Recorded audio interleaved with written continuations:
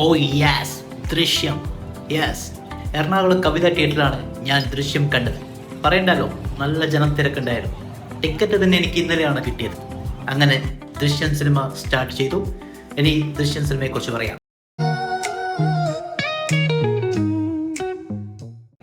Yes, ദൃശ്യം 1ഉം ദൃശ്യം 2ഉം ഇപ്പോൾ ദൃശ്യം 3ഉം. അങ്ങനെ ദൃശ്യത്തിൻ്റെ 3ാം സീരീസ് ഇറങ്ങിയിരിക്കുകയാണ്. ദൃശ്യം 1ഉം ദൃശ്യം 2ഉം ഞാനെന്ന പേഴ്സണലി എനിക്ക് ഭയങ്കര ഇഷ്ടപ്പെട്ട സിനിമയായിരുന്നു.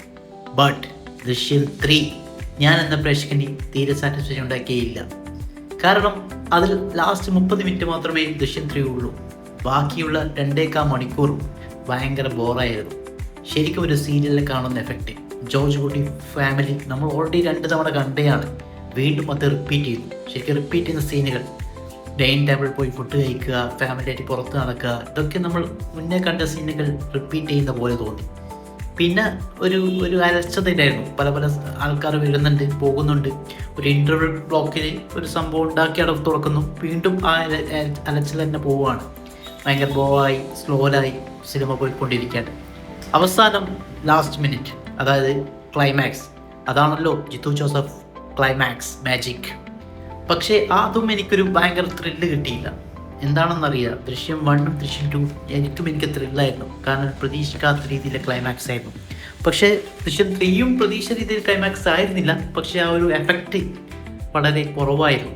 ഈ സിനിമയിൽ പോസിറ്റീവ് അത് പെർഫോമൻസ്. ലാലേട്ടൻ അത് പ്രത്യേകിച്ച് എടുത്ത് പറയേണ്ടത്. ജോർജ് കുട്ടി എന്താണോ അത് തന്നെയാണ് ഈ സിനിമയിൽ. ഫസ്റ്റിലുള്ള ജോർജ് കുട്ടി തന്നെയാണ്, സെക്കൻഡിലെ ജോർജ് കുട്ടിയാണ്, തേർഡും സെയിം ജോർജ് കുട്ടി. മാറ്റമില്ല. ഇമോഷൻസ് കുറച്ച് കൂടിയിട്ടാണ്. ഇതിൽ പല ഇമോഷൻ സീൻസുകളുണ്ട്. അതൊക്കെ ലാലേട്ടൻ്റെ കയ്യിൽ ഭദ്രമായിരുന്നു. പിന്നെ ബാക്കിയുള്ളവരെല്ലാം യശ്വൻസെല്ലാം. പിന്നെ ആകെ പറയാനുള്ളത് എസ്തറാണ്. എസ്തറിൻ്റെ പെർഫോമൻസ് ഇറ്റ്സ് ഓക്കെ, കുറച്ചും കൂടി മെച്ചമായിരുന്നു. ബാക്കി സിദ്ദീഖായാലും ഓക്കെ, അവരുടെ പെർഫോമൻസ് അവർ റോളുകൾ കറക്റ്റാക്കി.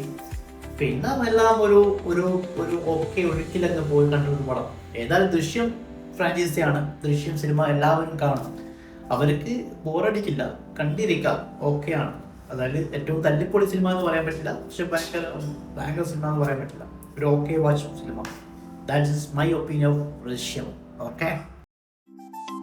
XM channel, please subscribe and like.